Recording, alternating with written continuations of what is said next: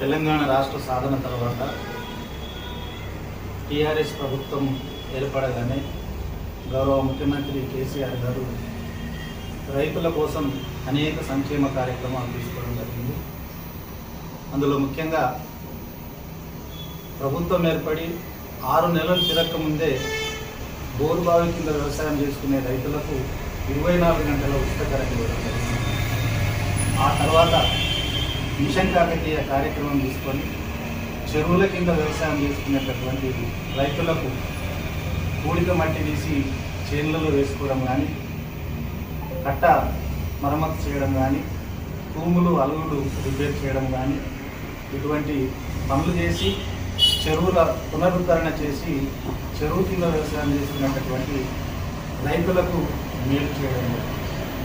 ఆ తర్వాత పంట పెట్టుబడికి అప్పుడున్నటువంటి పరిస్థితుల్లో అవస్థపడుతున్నటువంటి రైతులకు పంట పెట్టుబడి సహాయం చేద్దామనే ఉద్దేశంతో రైతు బంధు పథకం తీసుకొచ్చి మొదటిసారి ఒక పంటకు ఎకరానికి 4,000 చొప్పున, 2 పంటలకు గాను 8,000, ఆ తర్వాత ఎకరానికి 5,000 చొప్పున, సంవత్సరానికి 2 పంటలకు గాను 10,000 రూపాయలు రైతు బంధు కింద ఇచ్చి రైతులకు సహాయం చేయడం జరిగింది.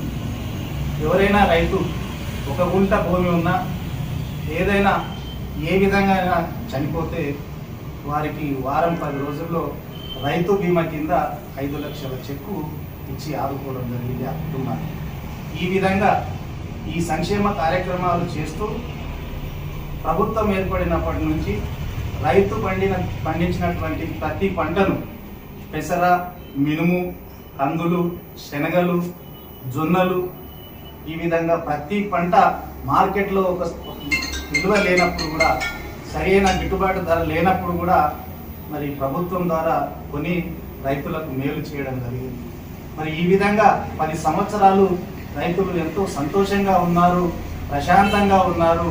మరి ఈరోజు ఈ పిట్ల మండలంలో కానీ జుక్కల్ నియోజకవర్గంలో కొన్ని ప్రాంతాల్లో జొన్నలు పండించడం జరుగుతుంది. ఈ జొన్నల్ని అప్పుడు ముఖ్యమంత్రిగా ఉన్నటువంటి కేసీఆర్ గారి దగ్గర కూర్చొని మా ఏరియాలో జొన్నలు పండిస్తున్నారు, నేను పక్కనే నారాయణఖేడ్ ఎమ్మెల్యే, నా సహచర ఎమ్మెల్యే భూపాల్ రెడ్డి గారు, ఆదిలాబాద్ ఎమ్మెల్యే జోగు రామన్న గారు ముగ్గురం కలిసి ముఖ్యమంత్రి గారి దగ్గర, కేసీఆర్ గారి దగ్గర కూర్చొని మా రైతులు పండించినటువంటి జొన్నల్ని కొనుగోలు చేయాలని పట్టుబట్టి ప్రతి సంవత్సరం కొనిచ్చినటువంటి సందర్భం మీ అందరికీ కూడా తెలుసు. కాబట్టి ఈరోజు కూడా పిట్ల మండలంతో పాటు మిగతా మండలాల్లో జొన్నలు బాగా పండించినారు, మంచి దిగుబడి కూడా బాగుంది.